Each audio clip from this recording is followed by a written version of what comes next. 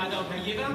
बाबर खान साहब, हम सब लोग मिलकर के इस तंजीम को बहुत आगे बढ़ाने की कोशिश कर रहे हैं। जरी वर्क का काम पर बहुत असर है, जिसको हमारे यहाँ का हज़ारों मजदूर बेरोज़गार हुआ बैठा है, लेकिन हम बच्चियों को जो ट्रेनिंग करा रहे हैं उसके अंदर सिलाई और कढ़ाई, और वो रामपुर के अंदर भी ज़्यादा से ज़्यादा अगर लड़कियाँ सीख लेंगी उनको काम मिल जाएगा।